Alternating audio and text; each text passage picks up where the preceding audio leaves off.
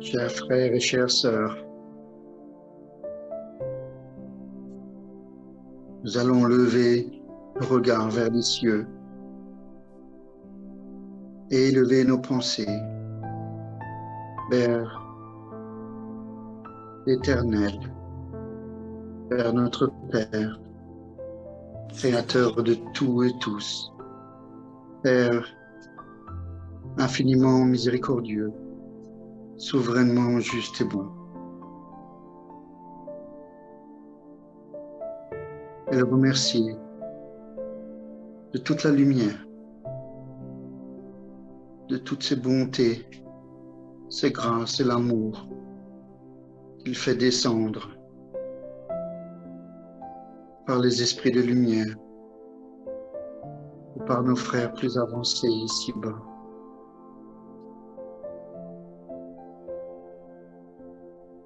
Que ces vibrations nous enveloppent et nous donnent la force et le courage de vaincre les passions terrestres, toutes les anémies de notre père-esprit, toutes les imperfections qui nous retardent encore sur le chemin de l'évolution. Père, permets de développer en nous cette foi inébranlable que notre grand frère Kardec parlait qu'elle puisse traverser les siècles.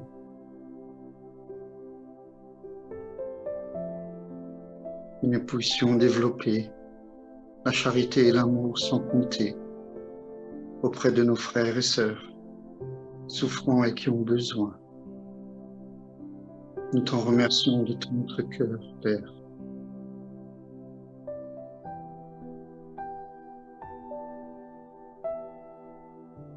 Remercions également notre Maître Jésus, notre exemple sur terre, qui est venu il y a plus de 20 siècles, nous enseigner tant de préceptes, tels que le royaume de mon Père n'est pas sur terre. Jésus,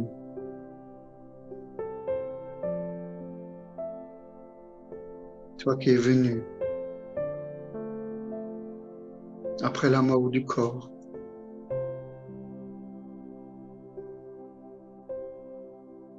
auprès de Marie-Madeleine et des apôtres,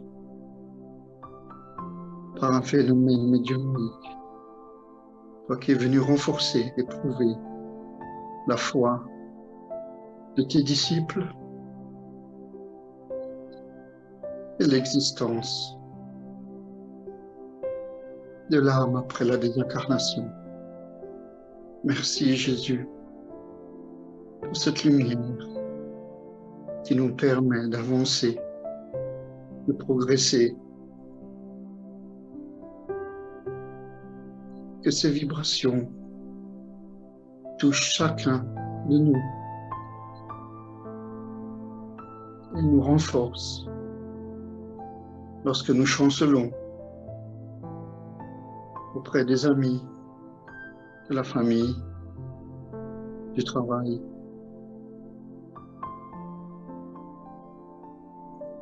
Jésus, puisse cet amour pénétrer le cœur de tous les dirigeants sur cette planète,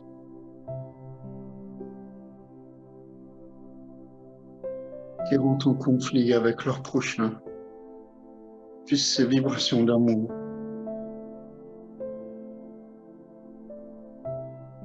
leur montrer la vraie voie, le but de leur existence sur Terre. Et nous remercions aussi tous les bons esprits qui sont venus nous léguer toutes ces pépites, ces ouvrages que nous étudions ici-bas, dans ce centre Spirit de Chikosavi. Et remercions le guide de ce centre, ainsi que tous les guides respectifs de chacun, qui sont constamment en train de veiller sur nous et de nous inspirer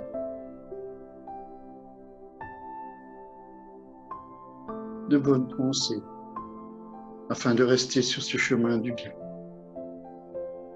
Demandons également aux bons esprits de bien vouloir magnétiser l'eau que chacun a sur cette table afin de profiter de ses bienfaits. Et enfin, que toutes ces leçons ne soient profitables au présent et à l'avenir. Ainsi soit-il.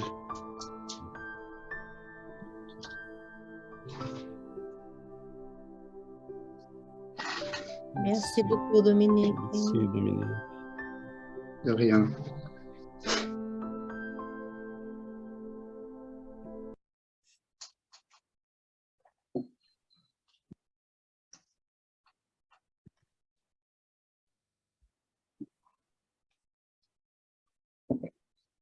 Pour notre rencontre 127. Je vais commencer la lecture. Dans les culminances de la lutte. Plusieurs fois, nous vivons normalement 10 longues années, conquérant des patrimoines spirituels pour vivre à peine 10 minutes fugaces d'une manière extraordinaire et exceptionnelle. Ce sont les climats de la vie où nous sommes appelés pour rendre nos comptes dans l'étalonnage des responsabilités non transférables. Et presque toujours, nous apercevons intuitivement des pleurs qui présagent d'amères luttes, Nous apprenons jour à jour, peu à peu, d'année en année, les détachements des biens transitoires pour tenir tête à l'épreuve du grand renoncement pendant les moments brefs. Durant plusieurs années, instant par instant, nous expérimentons la répétition d'un devoir rebattu pour tester notre persévérance. Dans l'épilogue de ces problèmes, ci ou de celui-là, apparemment vulgaire, mais de profonde signification dans notre destin, nous acquérons des forces intimes en vivant toute une incarnation à nous préparer pour une démonstration de courage pendant la minute grave des témoignages. Alpiniste de l'évolution, distillant la sueur d'escarpement en escarpement, nous grimpons la montagne de l'expérience, nous instruisant pour transposer la gorge qui ouvre l'abîme béant de la tentation.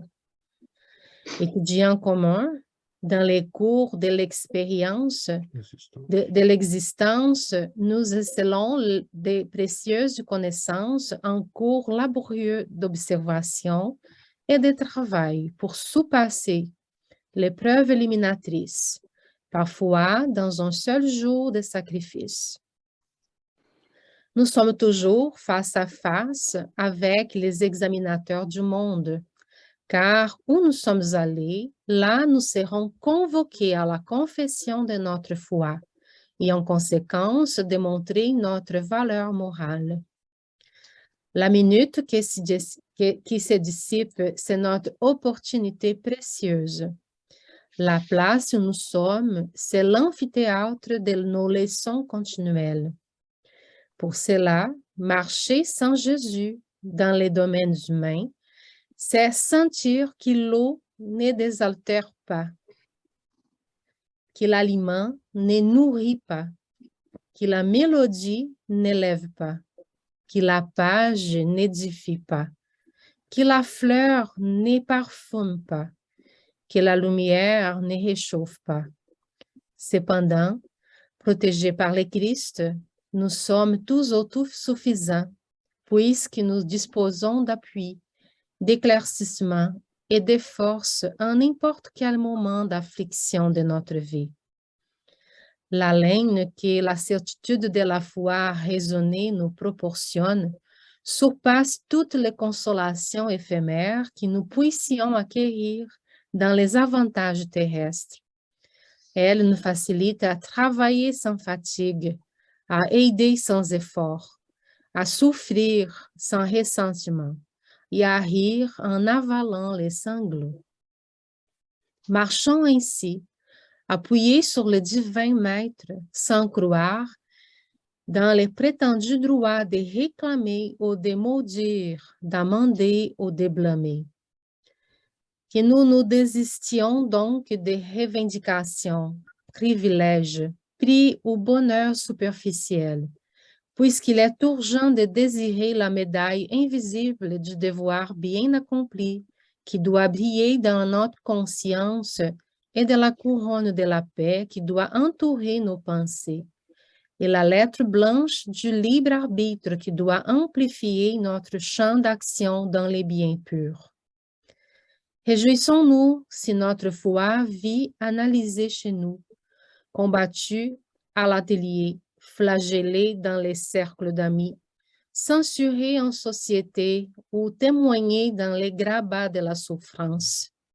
Conduisant notre croix de rénonciation aux gloires du siècle avec la sérénité de l'abnégation et le sourire de la patience, nous pourrons être récompensés pour les triomphes sur nous-mêmes dans la route des ineffables joies. Un texte de Karl Schutel, livre Idéal Spirit, écrit par les médiums Francisco Chico Xavier et Valdo Vieira. Bon. Merci beaucoup. Merci Giovanna, merci Dominique, merci à tous. C'est un texte, Schutel était d'origine suisse. Ses parents étaient des émigrés de Suisse, et d'où son nom qui n'est pas très commun au Brésil d'ailleurs. Et il a été un jeune garçon qui a commencé la vie à Rio et qui a commencé à travailler très tôt. Donc, il a appris, à un moment donné, il a décidé d'aller travailler parce qu'il fallait. Et il a commencé à travailler dans une pharmacie. Et à l'époque, être pharmacien, ça ne passait pas par aller à l'université. On devenait praticien, pharmacien en apprenant avec quelqu'un. Et à ce moment-là, il commence à apprendre, il prend les goûts de ça, il devient peu à peu pharmacien. Mais c'était quelqu'un qui étudiait beaucoup, qui lisait beaucoup, qui était très bien informé. Mais il vivait une vie un peu dans la bohémie à Rio. Et à un moment donné, il risquait de passer des nuits à la plage avec des amis. Et la bonne vie, à un moment donné, le médecin lui a dit, écoute, là, si tu n'arrêtes pas, tu vas avoir la tuberculose et tu vas mourir. Et à ce moment-là, il y a eu comme une prise de conscience. Il quitte Rio, il rentre dans un train vers São Paulo. Il va arrêter dans une petite ville qui s'appelle Matão, qui est à une heure à peu près de où Adriana habitait et moi et Giovanna, on habitait là à une heure et demie plus ou moins de cette ville. Et il a été là, quelqu'un qui a, vers la trentaine, il est tombé, il a commencé à rêver de ses parents. Et là, il est allé, cela l'inquiétait, et finalement, quand il a connu le spiritisme, il devient un esprit vraiment hors pair parce qu'il commence à travailler, à divulguer le spiritisme. Il a bâti un journal qui avait une grande circulation. Il a bâti une revue qui était envoyée avec des traductions en France, en Italie, un peu partout. Il était en contact avec tous les grands esprits qui existaient à ce moment-là. Ernesto Bozano et d'autres écrivaient pour sa revue. Enfin, il est devenu quelqu'un de très... un esprit reconnu partout au Brésil. Il a connu Chico Xavier vers la fin de sa vie. Chico commençait son magistère, disons comme ça, son apostolat. Ils se sont rencontrés une fois à São Paulo, mais il n'a pas vécu très longtemps après ça. Mais il était un pionnier, il a initié les programmes spirites dans les radios. Il était vraiment un grand pionnier, quelqu'un qui a initié plusieurs domaines de divulgation. Et ces messages-là, je vous mets au courant un peu de son parcours. Évidemment, il y a beaucoup de choses là qu'on ne dit pas parce que c'est immense, c'est très riche, sa vie. Et ces messages, si on vient là, ce qui nous intéresse ce matin, rapidement, hier, en lisant un message d'un ami à Kraibar Schutel, qui s'appelait Batuira, on voyait qu'on vient à ce monde avec beaucoup d'espoir. On cherche, on s'y prépare. Des fois, ça prend des années pour préparer notre venue. Ce n'est pas rare qu'on commence par préparer la réincarnation de nos parents, ceux qui vont devenir nos parents. Il faut s'y trouver, il faut les mettre ensemble, faire en sorte qu'ils s'y rencontrent. Et il faut faire en sorte qu'ils puissent s'y placer dans la vie. Très, très souvent, on est des guides pour nos parents de manière à préparer notre propre venue. En agissant dans notre propre intérêt, disons comme ça, on essaye de les protéger, de les aider dans le mieux de nos compétences, évidemment avec l'aide des esprits amis. Et on va, assez souvent, on va venir avec beaucoup d'espoir. On s'y prépare, on étudie, on cherche à s'améliorer. Et on vient chercher les épreuves, les études et les expiations, des fois, qui vont nous faire grandir. Et c'est là qui rentre ces messages de Kraibar Schutel, parce que très souvent, on va vivre des moments, des longues périodes d'expérience, des expérimentations, et qui vont nous éprouver à un moment donné. Parce qu'on est venu chercher quelques expériences, parce qu'on visait quelque chose. Chacun de nous vise quelque chose de particulier. Pour quelques-uns, c'est surmonter son égoïsme, donc devenir plus charitable. Pour d'autres, vaincre son orgueil et devenir plus humble. Pour d'autres, faire des sacrifices pour son prochain, apprendre l'amour, apprendre la compassion. Chacun de nous est venu en quête de certains d'entre nous, on vient pour récupérer des gens qui nous avons mis sur la route du malheur, qu'on a désorientés.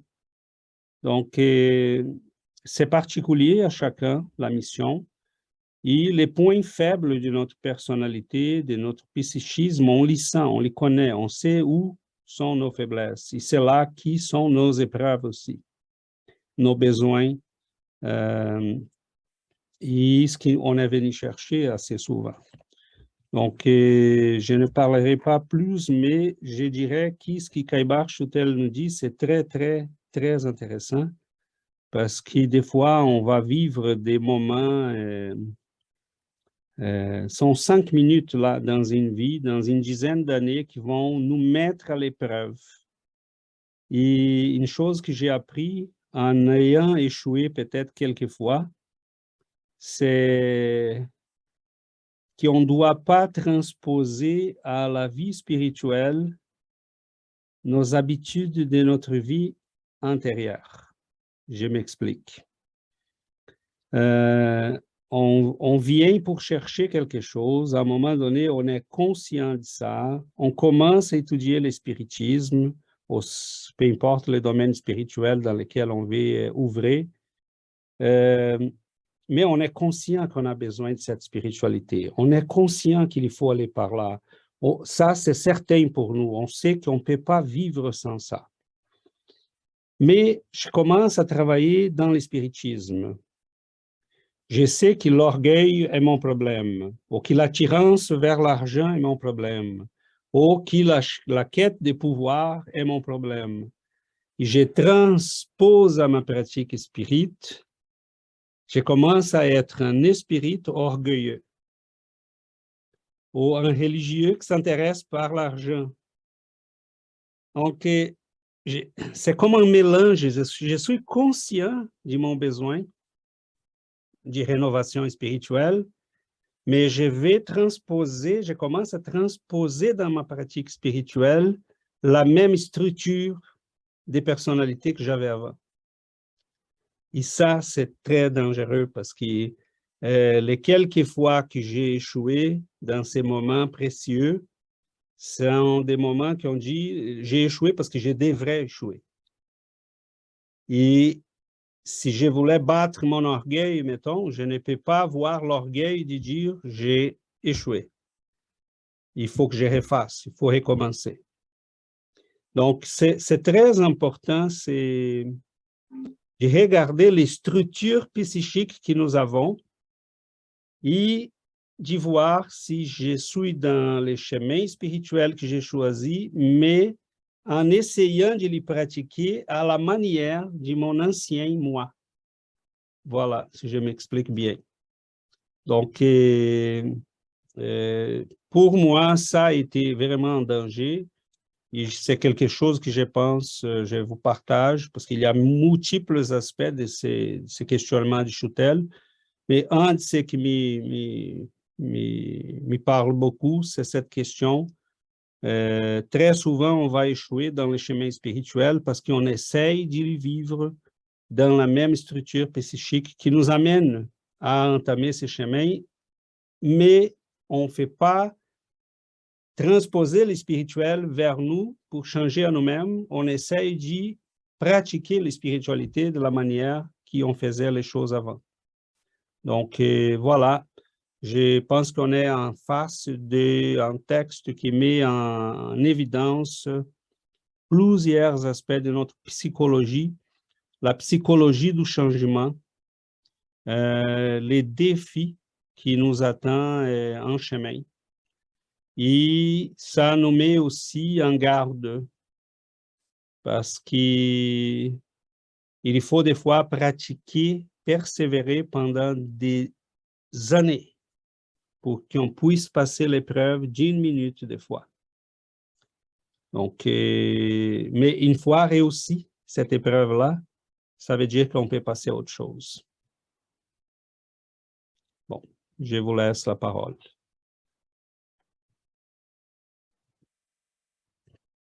Oui, Yuri. Bonjour. Le texte est vraiment très, très riche.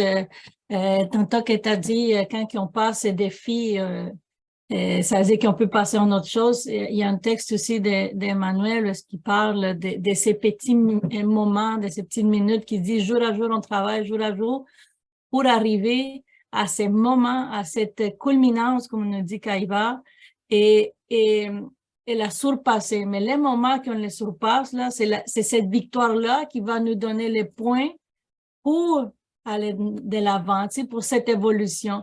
Et là, c'est quand on pense que nos vies dans l'état évolutif que nous nous trouvons, on va toujours avoir des défis, on va toujours être confronté à ces défis-là.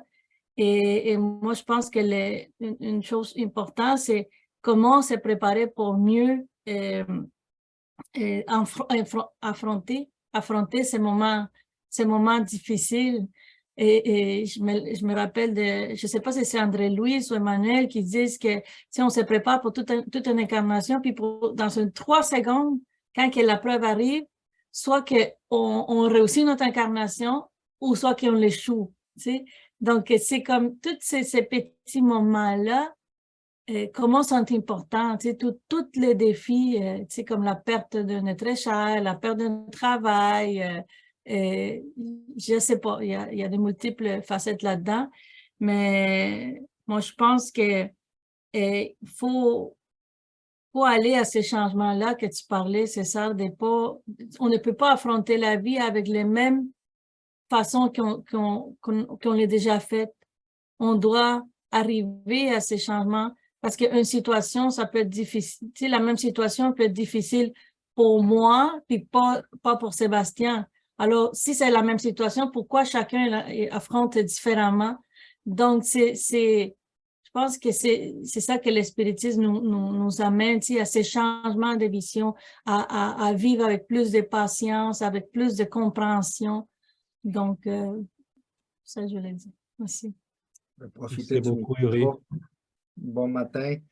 Moi, ça m'a fait penser beaucoup à le système, comme à l'école, comment on étudie toute l'année pour l'examen à la fin qu'on doit... Tu sais, souvent, quand on arrive à ce moment-là, on est comme plus de ce qu'on a appris intellectuellement, mais toute notre être, souvent on est nerveux, toute notre tête est mise à preuve, là, à ce moment-là. Puis ça m'a fait penser comment Dieu il nous aime pour nous permettre un grand période d'études puis de pratiques pour un petit moment qu'on va être mettre à preuve. On ne peut pas dire qu'on n'a pas toutes les chances de notre côté. Puis aussi, une chose que ça a fait penser, c'est que tu sais, pour nous, les spirites, nous, on dit que quand on est venu ici sur Terre pour travailler, pour apprendre, pour se mettre à preuve.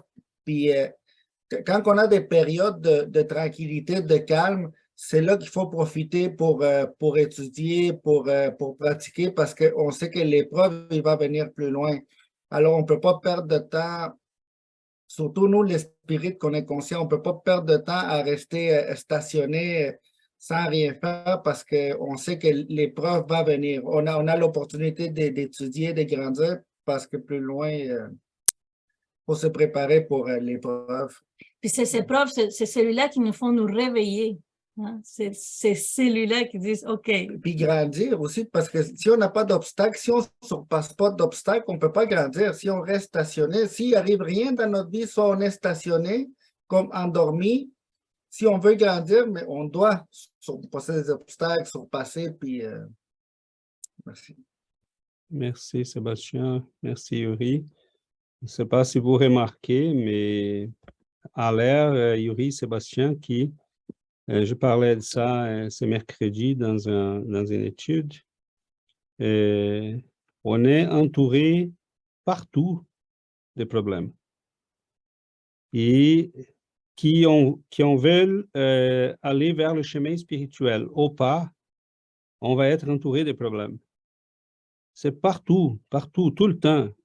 Il y a des attrites, des afflictions, des problèmes, des défis, des menaces. Et là, ce qu'on s'y rend compte, c'est que, OK, je peux choisir au moins les problèmes. C'est ça le secret.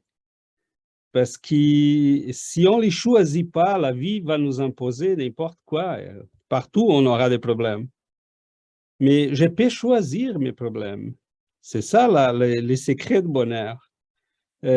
Parce que si je décide de m'améliorer spirituellement, je peux aller vers un chemin que oui, je dis, OK, je sais quels sont les problèmes qui vont, et quelle est la pratique, comme disait Sébastien, que je dois entamer et maintenir de manière à que je puisse me faire tester plus tard par la vie dans ces domaines-là. Mais je sais qu'est-ce qui arrive après, je sais qu'est-ce que je fais. J'ai grandi dans les sens spirituel, intellectuel, et c'est inévitable parce que si on ne veut pas aller vers la croissance verticale, si on reste à l'horizontale, mais c'est correct, on va vivre on va vivre les épreuves dans ces domaines-là.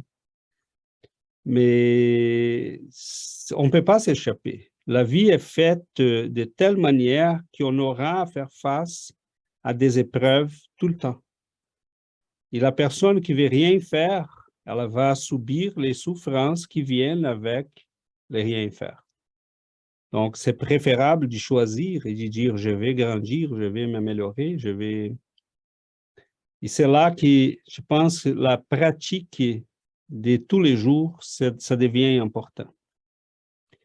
On ne peut pas rester calme en face de quelque chose de terrifiant et de problématique si on n'a pas pratiqué les calmes tous les jours. On ne peut pas devenir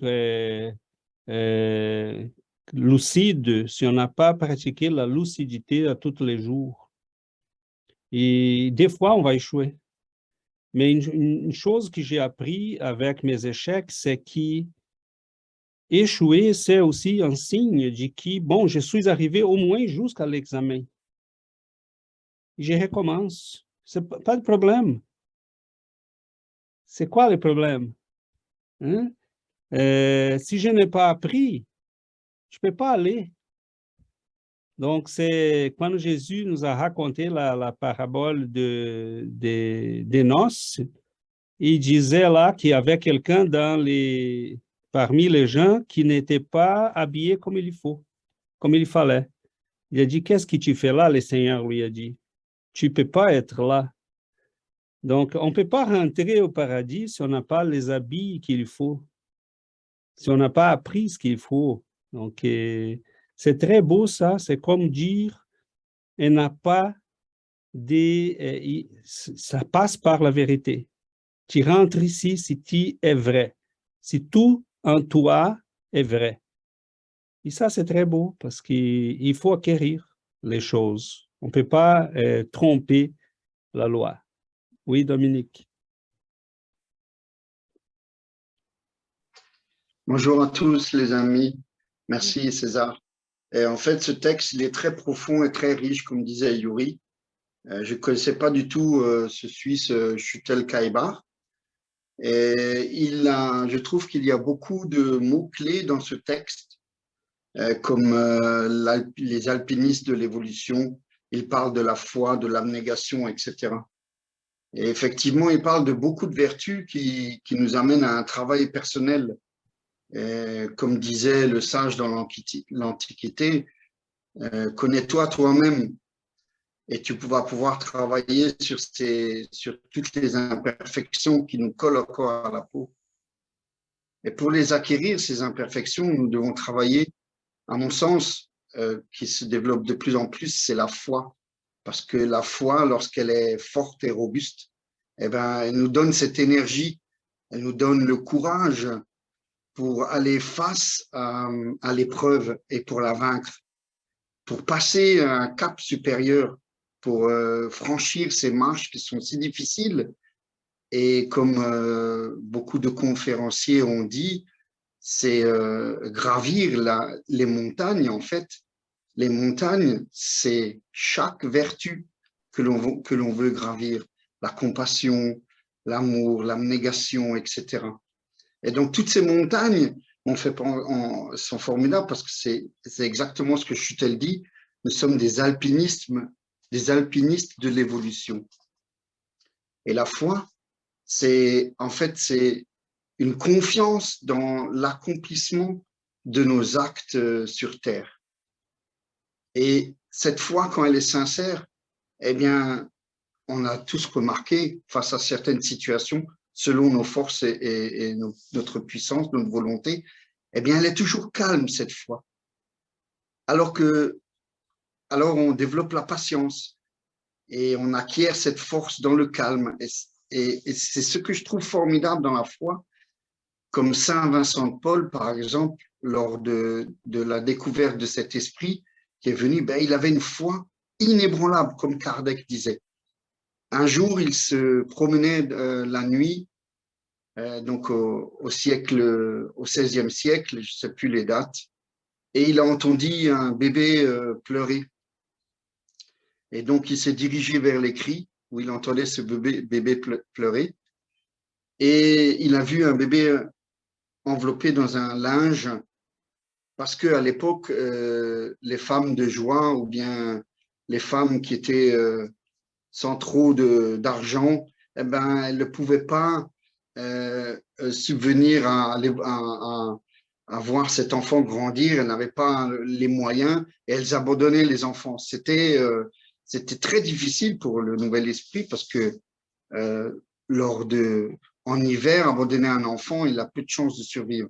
Et donc, il le prit avec lui et il partit à la maison où il y avait toutes les sœurs de charité qui travaillaient pour lui. Et là naquit les premiers orphelinats. C'est grâce à Saint Vincent de Paul. Mais il avait cette foi parce qu'il a reçu une réponse d'une sœur qui a dit mais mon bon Vincent de Paul, nous faisons tellement que nous n'avons plus d'argent, plus d'énergie, plus de force. Et là, il a dit, ayez la foi en notre Seigneur. Ce n'est pas pour rien que ce bébé criait au moment où je suis passé. Et ça m'a touché, ça m'a ému. J'ai gardé cette phrase. Et en fait, la personne qui n'utilise pas le calme et la patience et qui utilise la violence, qu'elle soit verbale ou bien physique, elle fait preuve de faiblesse. Et c'est contraire à ce que demande la foi. La foi demande le calme et la patience dans l'épreuve et surtout de s'en remettre à la volonté de notre Père et non à notre volonté. Comme disait César, on a toujours tendance à transposer les imperfections lors de notre évolution spirituelle, c'est-à-dire de vivre avec et de faire fi. Mais c'est un réflexe humain parce que nous sommes encore que des enfants et c'est très difficile. Et voilà, je voudrais rappeler, juste pour finir, que à la page de l'Évangile selon le spiritisme, où il y a les prières, à la 39, à l'item 39, la page 402, il y a une toute petite prière qui est formidable parce que on demande à notre Père, le soir avant de se coucher, même si on n'a pas fait un examen de conscience, on lui demande de rencontrer notre guide dans l'au-delà et de travailler justement une imperfection ou de travailler le calme avec notre guide et qu'on en ait les réminiscences à notre réveil. Eh bien, croyez-moi que les jours qui précèdent cette demande, comme disait Jésus, demandez et vous recevrez, eh bien, il arrive une situation où notre demande est exaucée. Par exemple, dans le calme, il arrive une situation où des gens commencent à crier, à s'envenimer, où le chef s'énerve sur vous, et vous restez calme. Et c'est là, effectivement, la minute que parle Shutel Kaibar, cette minute qui est un test pour nous. Bon, excusez-moi, j'ai un peu trop parlé, mais voilà, c'est ce que m'a fait ressentir ce texte qui était formidable. Merci, les amis. Merci, Dominique. Non, pas du tout. Et tu as tout à fait raison. Cependant, je voulais souligner peut-être l'aspect à l'opposé. Pas en référence à ce que disait Dominique, mais à ce que moi-même disais tantôt et que nous parlons. Des fois, c'est évident que les choses qu'on a déjà réussies ne nous inquiètent plus. Qui parmi nous est inquiet parce que un jour, apprendre à lire a été un défi pour nous, mais aujourd'hui, c'est acquis. Il y a il y a des vertus qui sont déjà acquises. Mettons, pour plusieurs d'entre nous, la capacité de travailler, oui, on est capable de travailler. S'asseoir pour étudier, il y a des gens qui ne sont pas capables.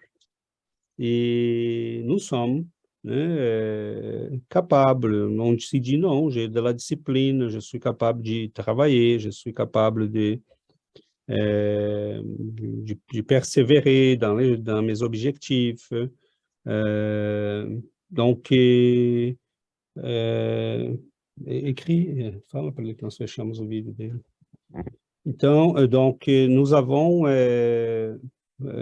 quand même acquis déjà des choses.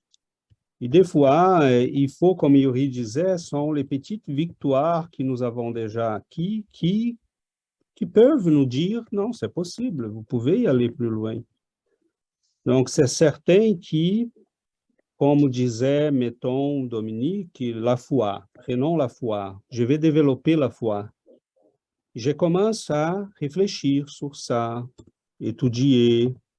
Nous commençons à méditer sur nous lisons sur les sujets, nous commençons à regarder dans notre vie quels sont les aspects, quels sont les moments dans lesquels on a eu la foi et d'autres qu'on a échoué la foi. Et à un moment donné, on commence à vivre dans la quête de cette vertu. Jusqu'au moment qu'on commence à vivre et à vivre des moments de foi, ou de charité, ou d'abnégation, ou des sacrifices, peu importe. Cependant, à un moment donné, la vie va nous mettre en face parce qu'on cherche là une compétence. Et là, quand on n'a rien, vraiment, on se sent l'abandon. Là, on va être testé. C'est comme si à ce moment-là, qu'on se sentait complètement démuni, dépourvu, abandonné, rien de rien. Le Seigneur nous disait, c'est là que tu dois montrer que tu as foi. Donc, c'est vraiment, on est sur un chemin qui nous amène à cette lumière, à acquérir des compétences que nous n'avons pas encore. Mais à un moment donné, en partant de ce que nous avons, on peut aller plus loin. Hein? Donc, nous avons déjà quand même acquis quelque chose. Hein? Cette discipline, hein? Je connais des gens qui sont incapables d'y rester 5 minutes sur une page. Ils sont incapables. Hein? Donc, cela peut ressortir de 2 éléments. Ça se peut que ce soit les manques de pratique, c'est une chose, d'habitude, et d'autres, c'est tout simplement parce que la personne, c'est quelque chose de complètement nouveau pour elle. Qu'est-ce qu'on fait? On commence à travailler là-dessus. Donc, toutes nos petites acquisitions, pour plus petites qui peuvent paraître, sont en fait des acquisitions qui vont nous amener à d'autres. Donc, c'est un peu inévitable. Je pense que pour acquérir ces vertus, cette discipline, pour acquérir la patience, pour acquérir la sérénité, sont toutes des acquisitions sur lesquelles on doit travailler sur nous-mêmes. Donc, comme Dominique avait dit, connais-toi toi-même, parce que si on ne se connaît pas, si on ne fait pas cette analyse profonde sur nous-mêmes, des fois, on ne trouve pas où nous devons nous améliorer. Donc, c'est très important, cette connaissance de soi-même. Et aussi, c'est très important de savoir quel est notre objectif. Si nous avons un objectif, si on connaît où on veut aller, qu'est-ce qu'on doit faire pour nous-mêmes, à quoi sert notre vie, pourquoi nous sommes ici. Donc, cette connaissance de soi nous amène à avoir un objectif. Donc, on ne vit pas la vie avec la force du vent, disons. Donc, les vents soufflent, on va par un côté. Les vents soufflent, on change des côtés. Donc, il faut savoir, et c'est très important le spiritisme dans ce sens, parce qu'on est ici et nous avons un objectif pour être ici.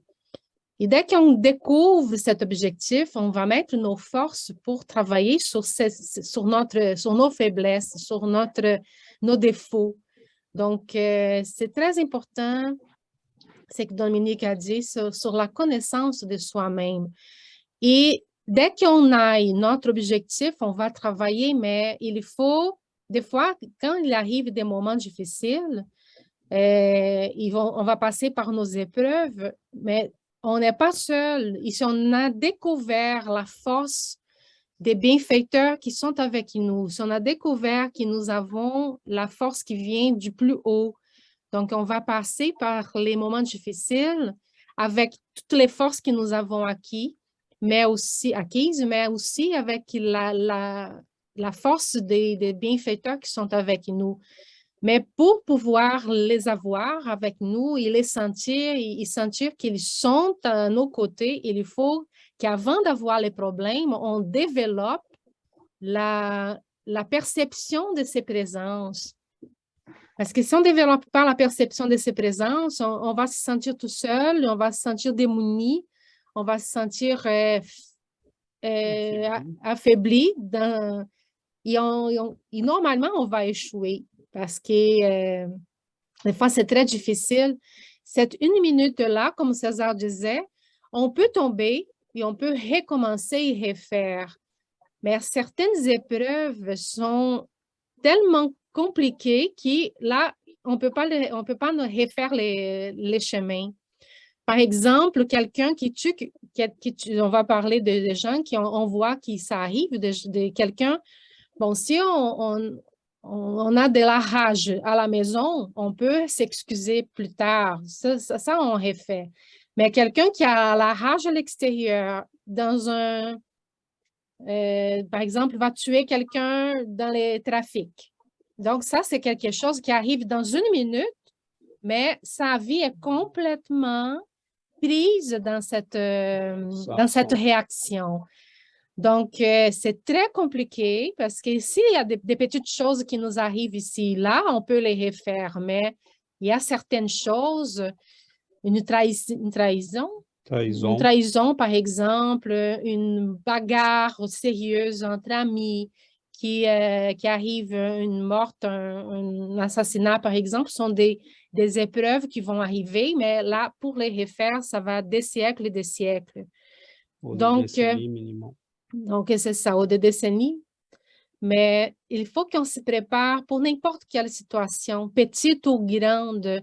Il faut qu'on développe la force en nous et aussi qu'on développe l'ouverture pour la perception de la force qui vient de plus haut, de nos bienfaiteurs, de la lumière qui nous entoure et qui, des fois, ils veulent venir à notre aide, mais on est fermé pour les recevoir.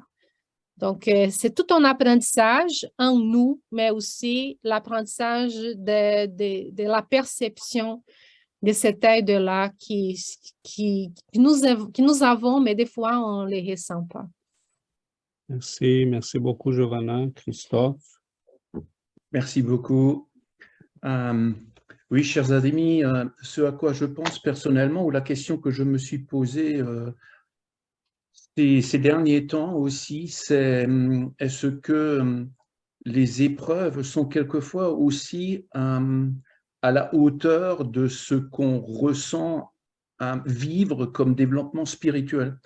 Je veux dire que il fut un temps où personnellement, je me sentais tellement détaché de ce monde-là que, en fait, pendant une très, très longue période, je ne me sentais absolument aucunement en danger pour quoi que ce soit. Et en fin de compte, c'est là que j'ai vécu la descente la plus grande. C'est là où j'ai vécu la destruction la plus profonde, l'anéantissement. Et il m'a fallu vraiment beaucoup d'aide. Et heureusement, j'ai connu, bien sûr, entre autres, l'étude spirit, mais heureusement que je me sentais vraiment très connecté, qu'au fur et à mesure, après des années, 6 ans environ, j'ai pu commencer à me reconstruire. Et la pire des choses qui peut-être aurait pu m'arriver, d'après moi, mais dont je n'aurais jamais pensé que ça pourrait m'arriver, ce n'était même pas une idée pour moi, m'est arrivé. Et quand je pensais que c'était la pire, on a rajouté une couche. Donc, et je me suis longtemps posé la question, mais mon Dieu, pourquoi il m'arrive ça? Est-ce que vraiment dans une vie, j'ai pu faire ça à quelqu'un ou... Et j'ai dû passer par l'acceptation, mais bien sûr, il a fallu que je connaisse un peu la spiritualité, sinon je n'aurais jamais pu penser de cette manière-là. Donc, bien sûr, oui, ça m'a énormément aidé à, premièrement, me sentir tellement détaché, mais aussi pour me reconstruire, bien sûr. Donc, je pense que oui, tout ce qu'on a dit aujourd'hui et ce texte-là est vraiment très, très véridique. Entre autres, ceci aussi, il me semble que je le vis à 1000%, quoi. Donc, c'est vraiment, vraiment vrai, je peux en témoigner. Mais je me pose justement la question, je me suis posé la question, est-ce que les épreuves que l'on nous amène à vivre pour en fait nous fortifier est vraiment à la hauteur aussi? Donc, ça veut dire que si je vis quelque chose, je pense que aussi, comme César disait, je suis arrivé à l'examen. Donc, quelque part, j'ai les moyens de aussi passer au-delà de l'examen. Mais si je ne le passe pas, c'est pas toujours grave. Et quelquefois, on ne peut pas revenir en arrière, comme disait Giovanna, c'est vrai. Mais quelquefois, ben, je me dis, si j'ai à vivre cela, quand je suis au fond du trou, ben, je ne pense pas vraiment tout de suite ça. Mais au fur et à mesure, avec la connaissance et avec l'aide et avec la connexion, je commence à m'apercevoir et me dire, bon, OK, si maintenant tu vis cela, c'est que quelque part, c'est le bon moment de le vivre et c'est que quelque part aussi, tu es prêt à le vivre. Donc voilà, je me pose la question, est-ce que les épreuves sont aussi en rapport avec... ben, ils arrivent au bon moment, alors je pense, quoi, voilà. Même si on peut se sentir vraiment super anéanti, super détruit, mais vraiment détruit, mon Dieu. Mais mon Dieu, quelle aide quand même. Et vraiment aussi, oui, c'est vrai, l'orientation et la prière et la focalisation, la demande et la persévérance et la foi, ça nous fait sortir de cela vraiment, c'est vrai. Parce que le tout dans le tout, à un moment donné, je me suis dit, mais pourquoi je vis ça? Et quelque part, on m'a dit, bah, tu le vis pour fortifier ce que tu as cru avoir déjà. Et là, en fait, je sais que je le vis pour en ressortir plus fort encore que ce que j'ai cru être avant. Voilà. Donc, merci beaucoup. Merci, Christophe. Et assez difficile de réagir à tes paroles parce que tu as condensé énormément de choses et on voit là derrière un immense vécu qui sait des fois, mais je voulais réagir avec en profiter de tes mots parce qu'ils sont tellement riches. Quand on disait au début qu'on arrive sur cette monde et sur ces mondes, en cherchant une nouvelle vie, de nouvelles possibilités, on vient plein d'espoir. Et des fois, on a ces périodes de répit dont parlait Sébastien, qu'on doit en profiter. Dans la littérature mondiale, on sait déjà, il y a des milliers de cas et d'exemples qui nous indiquent les besoins de s'y préparer, même pour des épreuves qu'on ignore complètement parce qu'on ne sait jamais qu'est-ce qui peut nous arriver. Qu'est-ce qui fait partie de la dynamique de notre karma, de nos besoins spirituels. Il y a des choses qui vont nous frapper, qui ne répondent pas à cette vie. Ça revient sur des choses que nous avons vécues à des siècles de fois. Mais quelle est la question difficile? Cela peut nous arriver et on n'est pas vraiment en connaissance des causes. Parce que quand on est en connaissance des causes, c'est difficile pareil, mais on ne tombe pas dans le désespoir. On se sent anéanti, mais on dit, je garde quand même là le calme. C'est difficile, ce sont des épreuves terribles. Je me rappelle une maman elle a perdu, je pense même qu'il y a un film, Les enfants de Chico Xavier, je pense, C'est une maman que son les fils, mères. les mères de Chico Xavier, son fils tombe d'un vélo, frappe la tête et après elle perd un autre enfant. Et elle était spirite déjà, cette maman-là. Et quand elle va à Chico, il lui a dit, écoute, ton père est là. Et Chico, moi, des fois, je sens la présence d'un esprit là qui est avec quelqu'un, mais c'est très rare qu'on a beaucoup plus d'informations. Hein. Chico, il disait ton papa qui s'appelle tel, et qui est décédé des fois à tel jour, à telle ville, de telle manière. Il donnait tous les détails. Il est là, il dit que toi, tu fais partie de ceux qui ont eu de la chance. Parce que les épreuves sont arrivées à ta vie quand tu avais déjà l'évangile, les ressources de la spiritualité. Il y a beaucoup de gens qui n'en ont pas. Donc, c'est difficile. Oui, c'est terrible. La perte d'un enfant, c'est terrible. Mais toi, au moins, tu ne tombes pas dans les désespoirs, au point que quelques-uns pensent au suicide, parce qu'ils veulent rejoindre ses enfants. Donc, c'est exactement comme Giovanna disait, comme on ne sait pas qu'est-ce qui peut nous arriver, à quel moment peut nous arriver. On vit en étant conscient qu'on est dans une école, qu'on doit travailler en nous-mêmes les éléments nécessaires pour vivre dans cette conscience.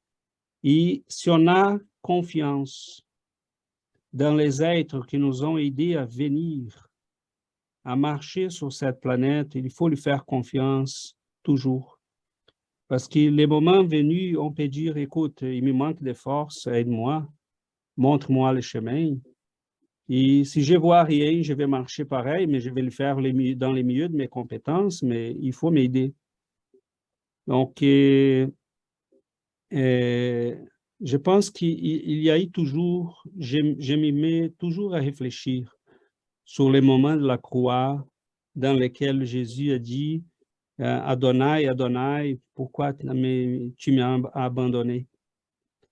Et j'ai dit, mais comme Jésus aurait pu dire cela, c'est pas lui, est-ce que c'est peut-être une mauvaise traduction ou quelqu'un n'a pas pris les bons mots? Mais à un moment, je me suis dit, oui, il était tout seul, complètement. Il n'était pas au ciel encore, il était entre les deux, suspendu sur une croix. Les ciels ne lui prenaient pas encore et la terre lui refusait. Et à ce moment-là, il était complètement abandonné. Mais c'était ces moments-là qui étaient les moments qui lui donnaient le pouvoir de gérer après nos vies. Parce qu'il fallait passer par là tout seul. Il y a des choses qu'on doit passer tout seul. Tout seul. Et même Jésus, nous avec nous-mêmes. C'est là que les choses difficiles arrivent. Mais qui nous a amenés ici? Pourquoi on est en train de vivre ces expériences? Qu'est-ce que cet être-là veut de nous? Il ne veut pas des enfants qu'il faut toujours aller chercher quelque part. Kaïbar Schutel dit avec Jésus, on s'y rend autonome. À un moment donné, il faut être capable de marcher sur cette planète comme des vrais enfants de Dieu. De marcher pour des vrais. Et c'est très beau parce que Dieu ne demande pas ça pour demain matin. Comme Christophe a dit, si j'ai échoué, on refait, on va refaire les choses. On recommence. Et s'il faut les refaire d'ici 2 siècles, on va les refaire d'ici 2 siècles. Mais en étant conscient que je dois me préparer, je commence là, tout de suite. Et je crois, et je finirai là mon intervention, je crois qu'il y a quelques éléments qui sont importants pour montrer si nous sommes sur le bon chemin. Mettons, qu'est-ce qui nous arrive dans ces grands moments de culminance? On est toujours invité à dire oui ou non. Il n'y a pas de peut-être. Il n'y a pas de demain. On verra. C'est là. Comment tu peux dire oui ou non si tu n'as jamais pratiqué dire oui et non? On ne peut pas arriver à un moment de culminance et là, on commence à apprendre. Il y a des gens qui sont incapables de dire non ou de dire oui quand il faut. Ça, c'est un aspect à considérer. C'est pour ça que Jésus disait dans l'Évangile qu'il soit tes paroles oui ou non. Il ne faut pas que tu sois chaud ou froid, pas tiède. Évidemment que Jésus n'est pas en train de dire devenez des radicaux. Il est en train de dire que dans ce qui est essentiel dans la vie, ce qui est prioritaire pour notre âme, il faut être radicaux. Radical. Donc, parce que là, c'est essentiel. Je peux être tiède dans les choses non importantes, secondaires de la vie.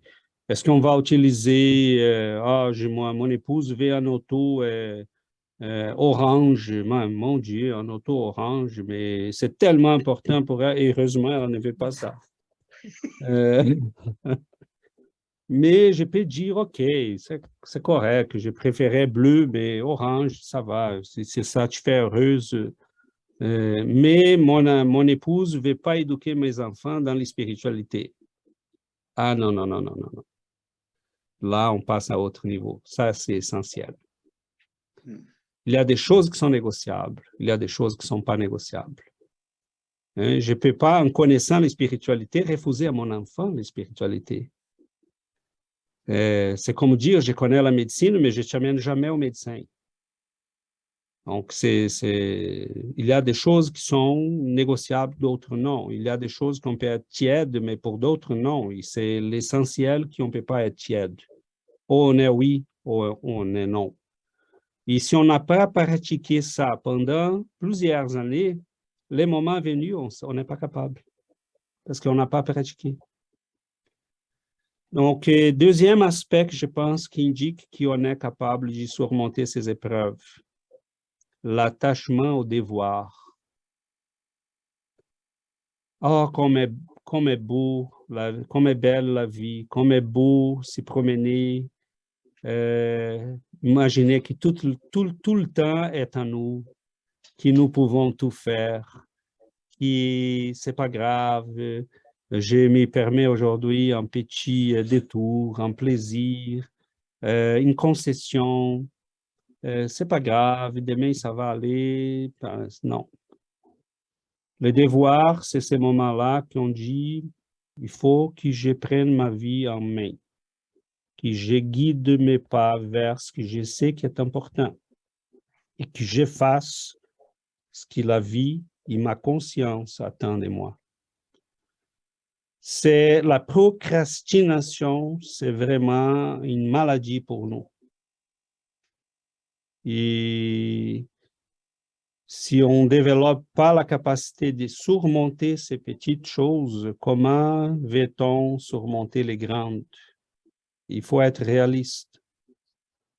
Si on n'a pas de la discipline dans les petites choses, et si on ne pratique pas la discipline régulièrement, mettons lire, mais ça prend de la discipline. À l'air que non, hein? Mais demandons. Et on verra qu'il y a des milliers de personnes qui sont incapables de lire.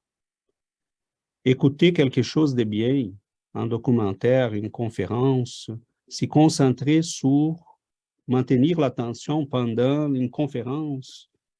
Et c'est normal que là, on s'échappe quelques secondes ici et là, mais il y a des milliers de gens qui ne sont pas capables de méditer. Hein? Jonathan nous parle très souvent de ces pratiques de méditation. Moi, j'ai essayé la méditation, c'est épouvantablement difficile. Hein? Le cerveau fait temps. Hein, c'est comme un singe fou. La prière. Hein, la prière me plaît beaucoup plus parce qu'elle a un côté plus sentiment, émotion, attachement. C'est pour ça que je la préfère parce que je peux rejoindre là plusieurs éléments qui vont m'aider. Mais la méditation pure et dure, c'est pas évident. Te concentrer là ton esprit sur un élément, sur une image, et maintenir ça pendant des minutes. Hein, des fois, je réussissais 1 minute, j'avais l'impression qu'il avait passé 10 minutes. 10 minutes parce que l'effort était tellement grand. Et on sent qu'on est capable là d'y réussir bon, on ne va pas rentrer dans la méditation, c'est pas grave. Je voulais juste revenir ici sur une partie du texte que j'ai trouvé tellement beau. Il faut qu'on réfléchisse à ça. Carbach, à la fin de la première page, il dit nous sommes toujours face à face avec les examinateurs du monde, car où nous sommes allés, là nous serons convoqués à la confession de notre foi et en conséquence démontrer notre valeur morale. Pour cela, marcher sans Jésus dans les domaines humains, c'est sentir que l'eau ne désaltère pas, que l'aliment ne nourrit pas, que la mélodie ne lève pas, que la page n'édifie pas, que la fleur ne parfume pas, que la lumière ne réchauffe pas. Ça veut dire, vivre ici dans ce monde sans le Christ, il n'y a aucun sens, il n'y a rien. Cependant, protégés par le Christ, nous sommes tous autosuffisants, puisque nous disposons d'appui, d'éclaircissement et de force en n'importe quel moment d'affliction et de notre vie. Donc, c'est apprendre à vivre avec le Christ, qu'il fasse partie de notre vie. C'est de là que vient la force. Si on apprend à vivre avec lui, on va se préparer pour n'importe quel moment. Et si on vit sans le Christ, il n'y a aucun sens dans notre vie parce qu'on n'apprend rien. Vivre sans l'Évangile, sans ce que le Christ nous a laissé comme leçon, comme mode de vie, ça ne fait rien. Et Emmanuel a dit, si on ne vit pas sans cette lumière, si on vit sans le Christ, on va toujours être dans la superficie de la vie. On ne va pas aller au fond, au plus profond de nous-mêmes. Donc, c'est le Christ qui va nous donner l'essence, il va nous donner la force de passer au travers de n'importe quoi. Je voulais... je pense que le mot de Giovanna mérite là une réflexion un peu plus profonde. Pourquoi le Christ? Hein? Qu'est-ce qu'il y a, le Christ, que ça fait de lui si spécial que ça? En fait, nous étudions, c'est mercredi, un chapitre d'un livre d'André Luiz. Et là, ce sont les ouvriers de la vie éternelle. Et là, les gens posaient des questions à un grand esprit qui se matérialisait dans les plans spirituels. Venu d'un plan plus haut, se matérialisait dans les plans spirituels pour répondre à des questions à ces gens-là qui allaient partir en mission, des missions très importantes, des esprits. Et les gens posaient des questions, ils sortaient comme d'un cahier, une page, et répondaient à la personne avec un texte de l'Évangile. Et à un moment donné, on s'y posait des questions, pourquoi ça? C'est comme si cet esprit-là voulait nous dire, écoute, lis l'Évangile, le Nouveau Testament, l'Ancien, c'est très intéressant aussi, surtout les livres de sagesse, mais lis l'Évangile et commence à garder une phrase par jour C'est la technique que les pères de l'Église utilisaient. On réfléchit, on va méditer. Et doucement, on commence à changer les structures de notre perception. On commence à filtrer la vie par ses regards. Par conséquent, nos réactions et nos actions vont être guidées par cette transformation. Je commence à incorporer l'Évangile.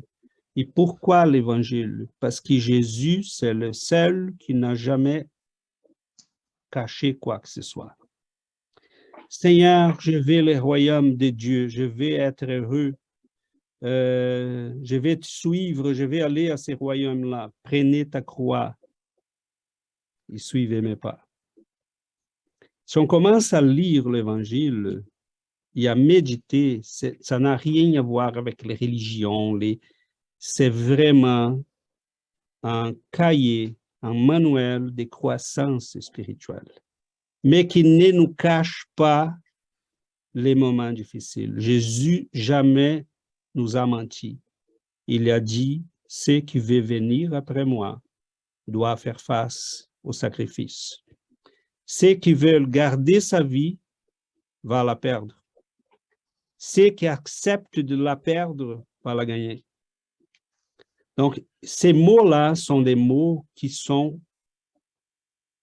vraiment du feu. Ce sont des choses qui sont, il nous dit la vérité.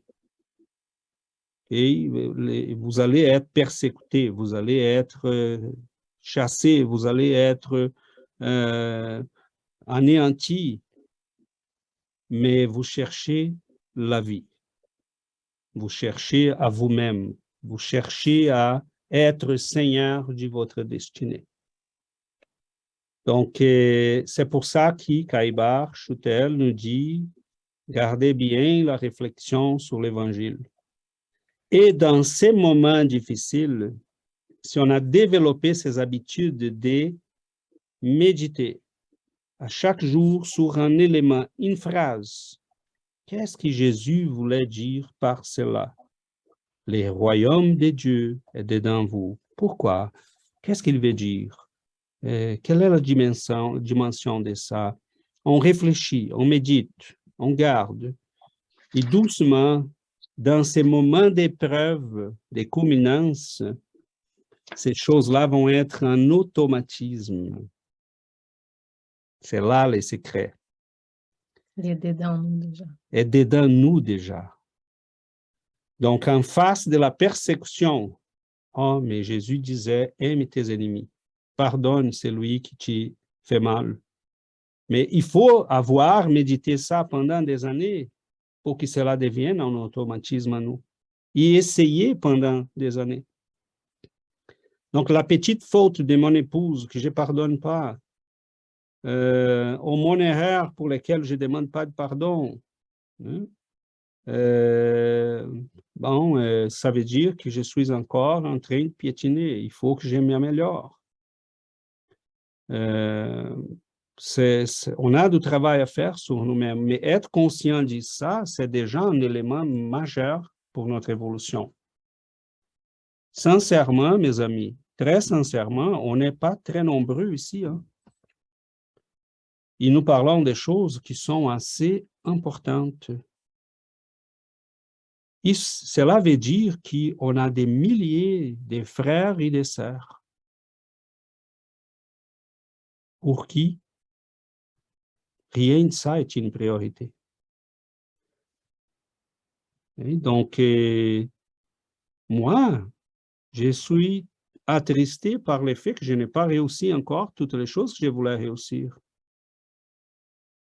Des fois, une simple demande d'excuses, on n'est pas capable. Ou pardonner quelqu'un qui nous a fait un petit mal, on n'est pas capable. Mais au moins, je sais déjà que je suis dans cette condition. Et je suis là parce qu'on est là, on veut grandir, on veut s'améliorer. Hein, on n'a pas d'illusion, on sait que la vie continue, que bientôt on va être en face de nous-mêmes dans le plan spirituel, et là, il n'y aura pas des demi-vérités. Qui est-ce qui t'a fait de toi? il faut qu'il soit honnête dès ces moments-ci, parce que si on n'est pas capable de ça maintenant, on aura de la difficulté après. Donc, on est conscient de plusieurs choses. Doucement, on commence à intégrer ces choses en nous. Doucement. Parce qu'on a là tout un passé avec nous. Hein. On a tout un passé avec nous. Donc, faire face à ça, hein, ce n'est pas évident. Oui, Christophe. Parce qu'il était s'inquiéter. Eh bien, en fait, ça me l'a déclenché sans te le déclencher.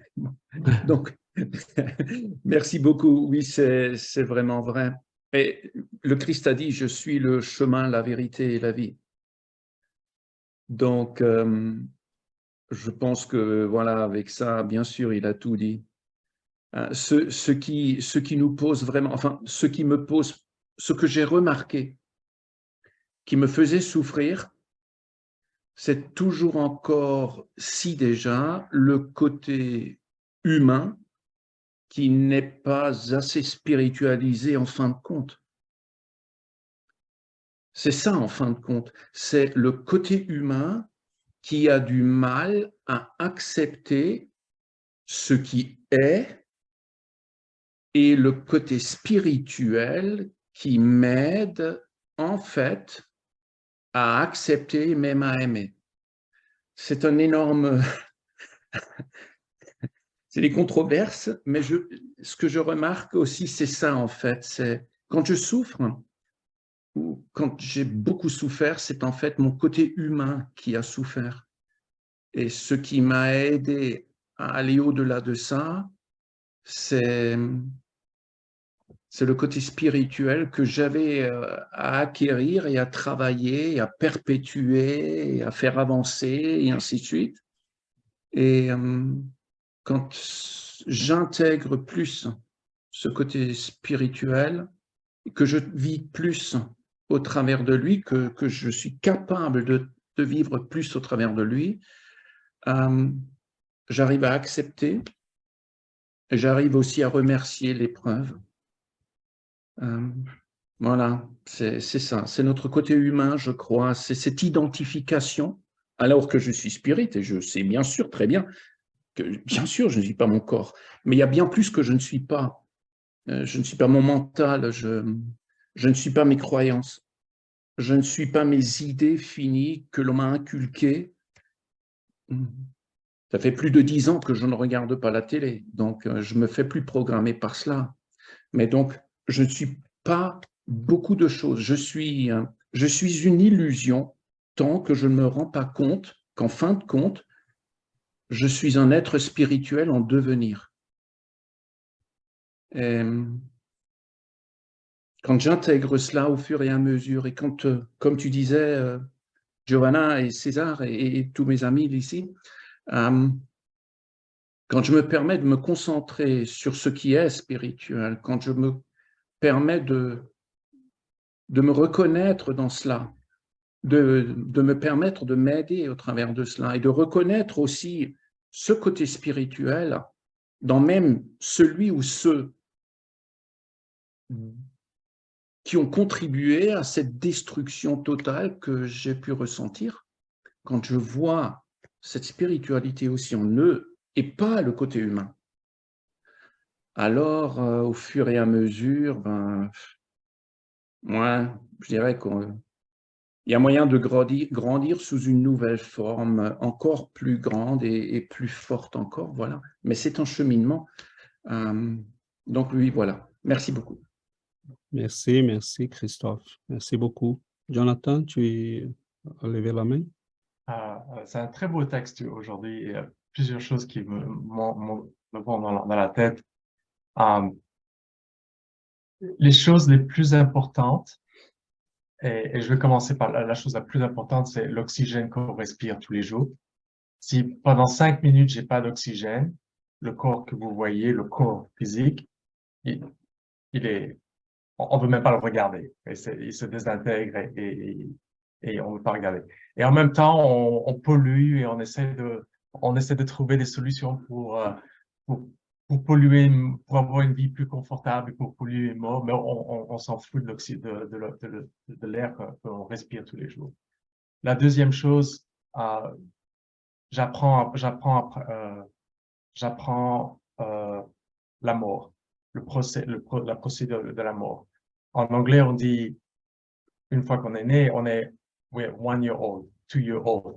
Ça veut dire que dès qu'on est né, on décède, on meurt. Mais les gens ne veulent pas parler de ça. Et c'est intéressant parce que moi, j'apprends ça et je dis, les quelques personnes à qui je dis, apprendre la mort, c'est apprendre la vie. Ça m'apprend la vie. Donc, mais les gens ne veulent pas parler de ça. On pollue comme on veut. Et ensuite, le côté spirituel, c'est quelque chose que, même en grandissant catholique, j'étais scout, j'allais à l'église presque tous les jours, etc. On ne nous apprend pas vraiment notre côté spirituel. Tout ce qu'on nous apprend, c'est d'être une bonne personne, d'avoir ci, d'avoir ça. Mais notre côté spirituel le cultivé, et comme tu disais, César, aujourd'hui, on n'est que 10 personnes. On nous dit qu'il y a des choses plus importantes, aller à la plage ou faire des autres choses. Il y a acheter une voiture, ouais, il y a des choses beaucoup plus.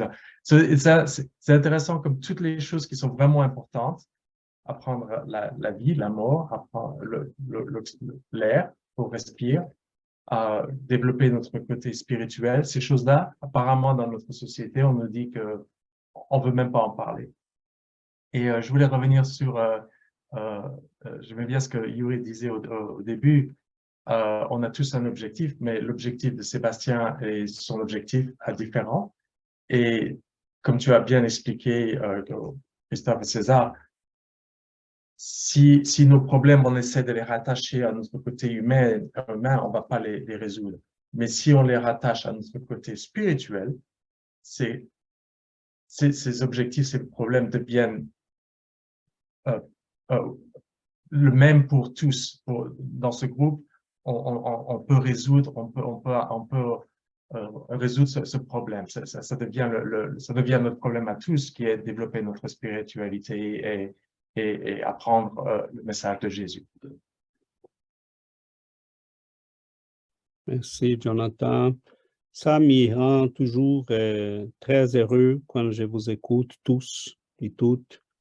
C'est vraiment très beau qu'on partage ces chemins ensemble, des croissances, d'amélioration spirituelle, et que chacun de nous puisse contribuer à sa façon, à sa manière. Je crois que nous sommes des survivants. Christophe nous parlait des épreuves qu'il a vécues, mais j'en suis sûr que nous avons tous vécu des épreuves plus ou moins difficiles, quelques-unes des fois terribles, comme à l'air, comme celles que Christophe soulignait. Mais des fois, je me demande si j'étais capable de passer par là, et des fois, même en n'ayant pas de connaissances assez solides pour ça, si j'étais capable d'aller chercher, j'étais capable de survivre, j'étais capable de me reconstruire, ça veut dire que Dieu attend de moi que oui, je fasse là les règlements des comptes avec mon passé et moi-même, mais je devienne aussi quelqu'un capable d'aider, de soutenir les autres. Parce que seulement ce qui est allé en enfer et est sorti peut racheter d'autres. Et ça, c'est quelque chose que je vois en nous tous. Parce que ceux qui a survécu à ces épreuves, ceux qui a eu la capacité d'endurer ces souffrances et les surmonter, se rebâtir, se reconstruire. Il y a tellement de gens détruits, tellement de gens perdus, désorientés. Et pour nous, après avoir vécu ces choses-là, on s'est dit, mais calme-toi, c'est pas si grave que ça. Mais pour la personne, oui, c'est grave. Mais nous, des fois, nous avons vécu des choses qui on s'est dit, mais non. Hein? Mais c'est à nous exactement, des fois, la possibilité de devenir nous-mêmes des guides pour des gens qui sont perdus, pour des amis qui sont complètement désorientés, des boussolés, comme on le dit ici en bon québécois. Donc, c'est un long chemin. Et ces esprits-là qui nous aident, est-ce que Kaibar, Choutel, Chico, Emmanuel, André-Louise, est-ce qu'ils n'ont pas vécu ces épreuves? Est-ce qu'ils n'ont pas eu des minutes précieuses qu'ils ont échoué? Hein? Donc, Emmanuel nous raconte son échec peut-être la plus grande dans les livres il y a 2000 ans, quand Jésus l'invite personnellement. Hein? Il était un sénateur romain en Palestine qui rencontre Jésus. Jésus dit, ces moments-là, c'est déterminant pour ta vie. Ou tu avances avec moi, ou tu choisis des siècles de souffrance. Et il a choisi des siècles de souffrance. Donc, mais sont ces siècles de souffrance qui lui ont rendu ces grands maîtres de la spiritualité qui est capable de nous guider, qui a écrit des livres merveilleux. Et nous avons l'éternité. C'est à nous d'être pressés. Donc, C'est à nous de choisir. C'est à nous de choisir Parce et que d'aller plus vite. Jésus a dit, il est dans ton vouloir. Ta décision, c'est ton vouloir. Qu'est-ce que tu veux de ta vie? Giovanna a changé de chaise, c'est pour ça qu'elle Ah, j'ai pris un ballon ici parce que j'ai tellement mal au dos. c'est l'âge. C'est l'âge, oui. Comment? Devenue vieille. Donc, Voilà. c'est ça, là, c'est dans notre vouloir, qu'est-ce qu'on veut. Et donc, c'est notre volonté, c'est de mettre en action, c'est notre décision à nous, ça nous appartient. Donc, c'est très important de prendre la bonne décision et de suivre les bons chemins. Parce que le monde nous invite tout le temps, mais c'est qu'est-ce qu'on veut. Donc, c'est pour ça l'objectif, d'avoir un objectif, d'avoir un but, là, c'est là. On va pas parler de ça aujourd'hui, mais on va revenir à un moment donné sur ce que Christophe disait. Il y a 10 ans qu'il ne regarde plus la télé. Des fois, j'ai mis ça fait déjà quelques années qu'on est arrêté aussi, tout simplement parce qu'on se disait, non, je ne peux plus, ça passe plus. Mais à un moment donné, rendu à notre niveau là, des discussions, on n'est pas mieux que personne, mais on est intéressé à grandir, à s'améliorer, c'est ça la différence. Et on est conscient de ça. Et à un moment donné, je me dis, des fois, j'écoute les gens qui parlent, et ils sont les mêmes choses que j'entendais à 10 ans, à 20, à 20 ans, sont toujours les mêmes choses. Et on voit que les générations se renouvellent, mais c'est toujours les mêmes standards des pensées, c'est les mêmes patterns des conceptions, d'intérêts. Des fois, je me sens comme un oiseau bizarre. Mais c'est un bon signe, ça veut dire qu'on est sur le bon chemin. Si on est trop intégré, ce n'est pas très bon signe. Mais c'est bon, je pense on finit là, l'heure est déjà avancée, mais bon, on a un immense plaisir d'être là. Et je vous invite à la prière.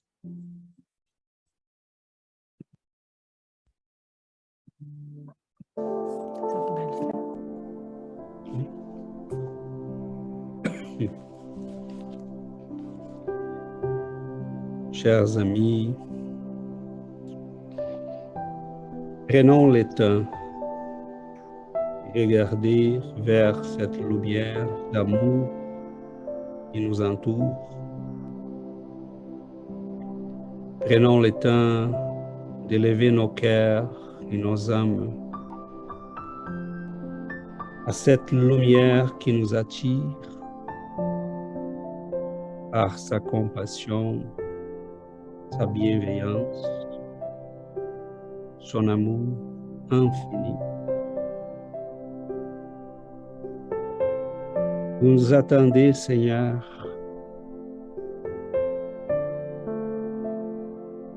Vous avez envoyé les messages. Ça fait des siècles que vous nous envoyez les messages pour dire « Venez par ici, évitez ces chemins-là, prenez le temps d'y considérer mes paroles. » Vous avez envoyé des messagers partout sur cette planète,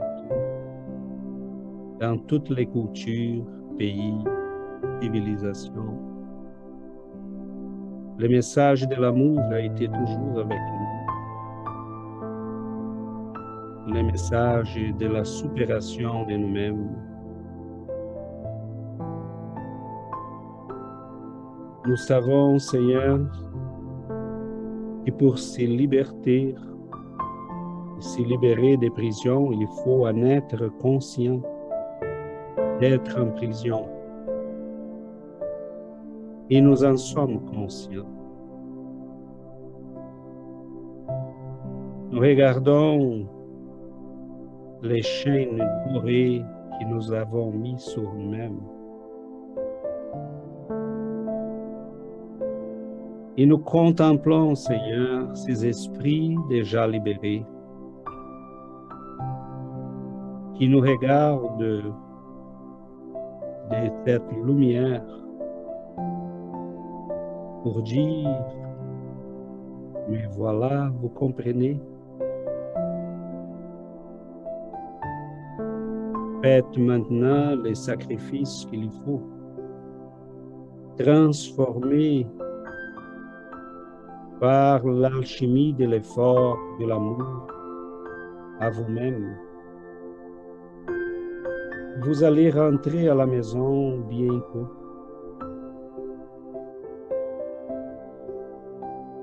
Mais vous allez rentrer comme des enfants qui reviennent à la maison, conscients de soi-même.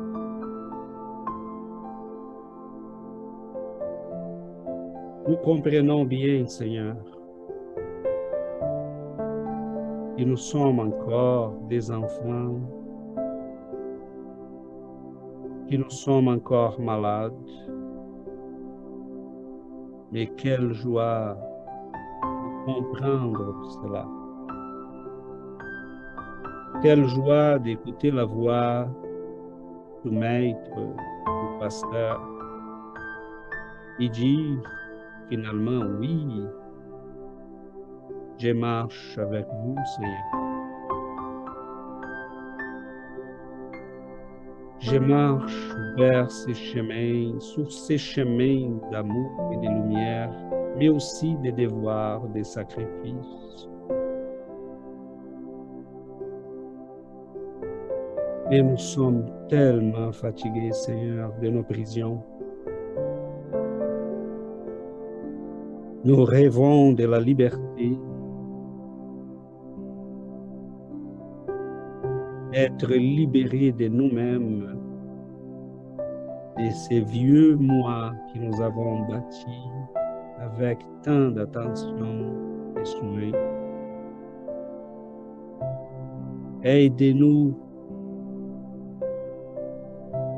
à gagner les auteurs avec la légèreté de ceux qui ont quitté le monde.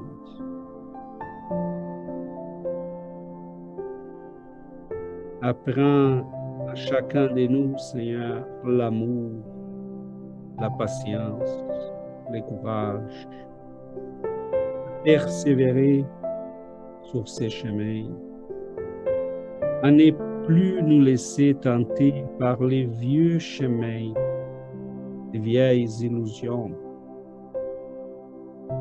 La liberté sourit vers nous. Nous prions pour vous demander de bénir nos vies, nos foyers, nos êtres chers, ceux qui sont dans nos cœurs et nos pensées. On veut, Seigneur, les entourer d'amour et de lumière,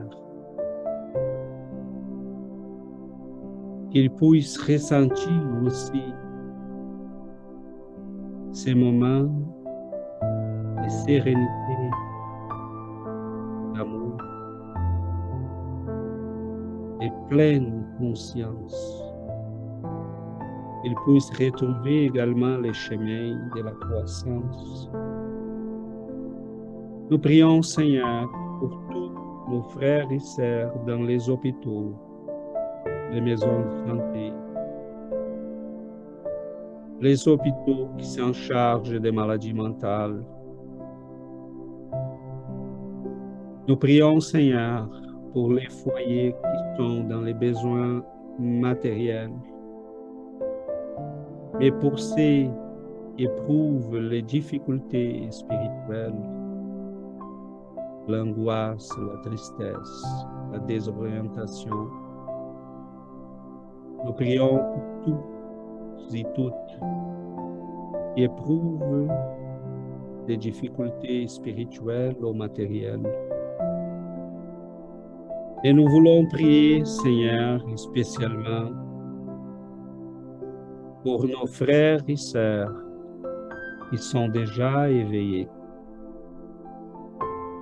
Ils regardent vers vous, vers la lumière, vers l'amour de Dieu,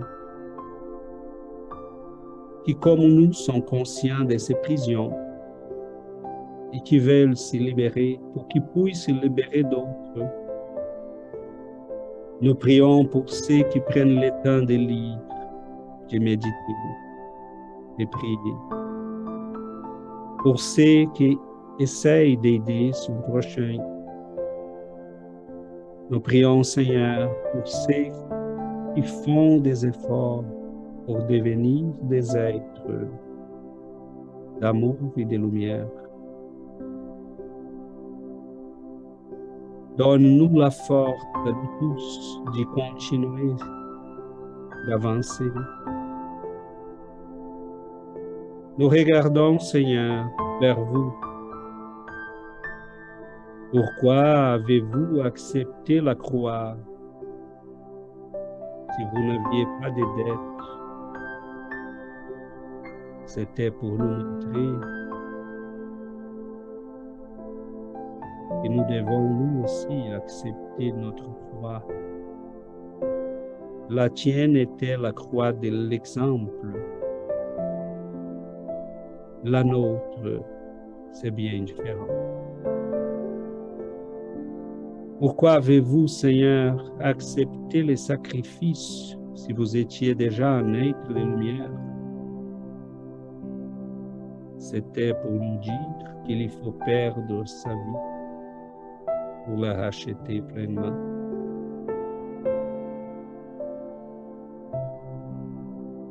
Pourquoi, Seigneur, vous avez accepté tout ça?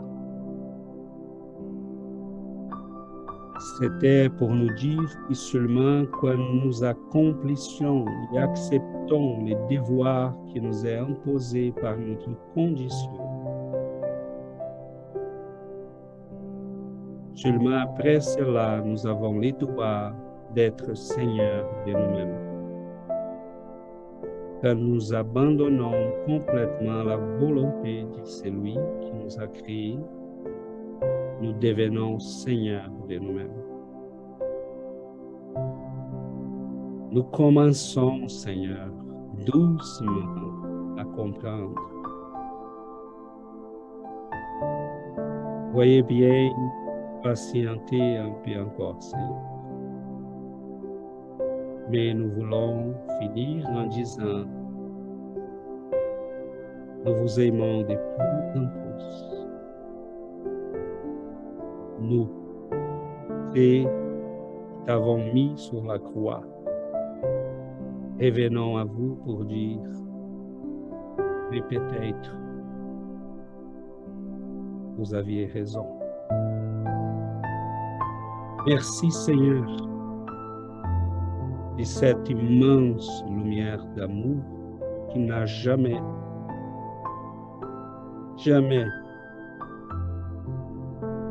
réprimandé à qui que ce soit. Vous avez même demandé le pardon en sachant que nous ne comprenions pas ce qu'on faisait. Nous remercions à nos amis. Nous remercions à ces êtres de lumière qui sont là avec nous. Nous prions pour tous ceux et celles qui sont venus, nos amis désincarnés, en cherchant de la lumière, de l'orientation, de la paix, de la sérénité. Et nous prions pour nous tous, pour que nous puissions continuer sur ces chemins d'amour, de lumière, de paix. Que nous puissions racheter à nous-mêmes,